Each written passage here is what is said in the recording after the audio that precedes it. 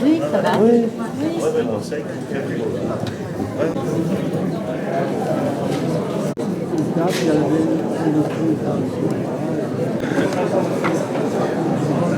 Ah ouais.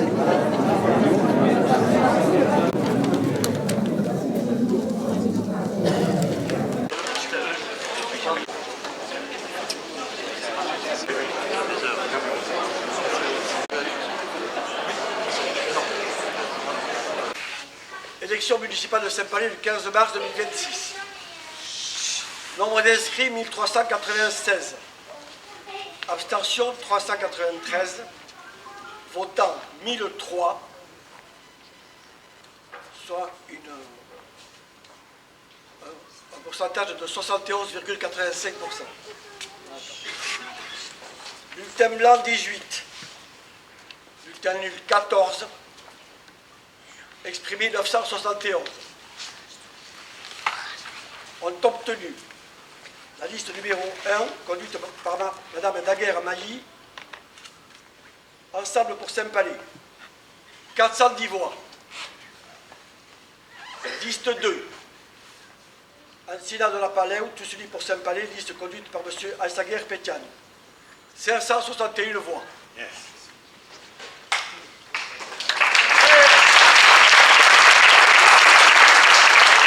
Donc au niveau du conseil municipal, donc dans la liste conduite par Aïssaguer-Pétian, Curutchet Marie-Jeanne, Etchipa Reborde Arnaud, Roucan Chloé, Borda Philippe, Ori Loré, Chabalbide Xavier, Borda Sahar Mirenchou, Massondo Charles, Rembry Margot, Massondo Mathieu, Salaberry Maïté, Christy Robert, Ellenbourg, Ariette, Arguendegui, Mathieu.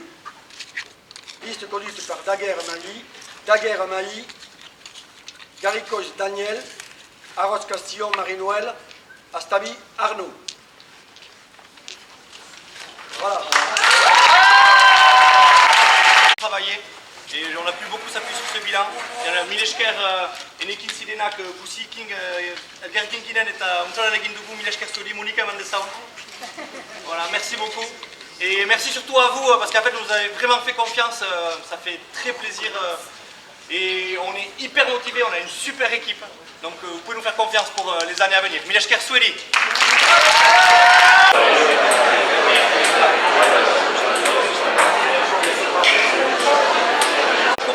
Parte hartu dut gaur, izan dira, mila bozkazere bat hori dut Paléon eta hori errekor bat da. Ez da, emesti justu bole ere, bat dugu egunteko behoita magana intzina, iten du behoita mazutzi, behoita bi.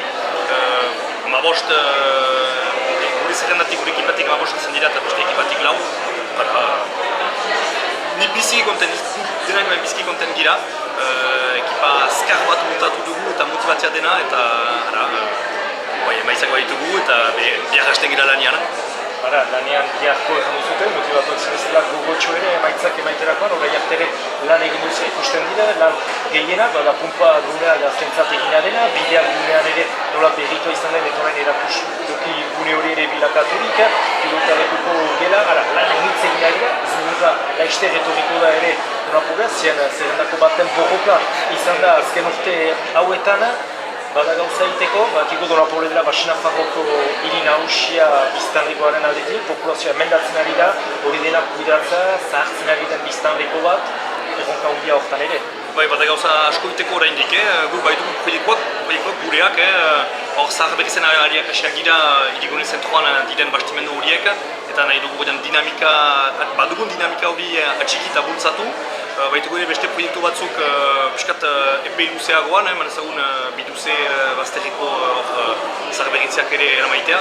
Eta baitugu ere proiektu biziki politak etortzen direnak, ditugunak guk erzen, baina horiak ere baitugu lagundu, Sehaskaren Lizeoa, Ezoaz Village d'Enfant, eta horreka horzak. Eta bada ere, ene ustez galdera bat importanta dena eta bartu duguna askifit tratatu, da kirol terrenoena. Bada egiazkiz utxune bat kirol terrenoetan amiku zen, eta gu Dona Paleko herria argiki errandugu kanpaia denboran, horretarako prest zanen ginela horren entzinarazten eta azkarki.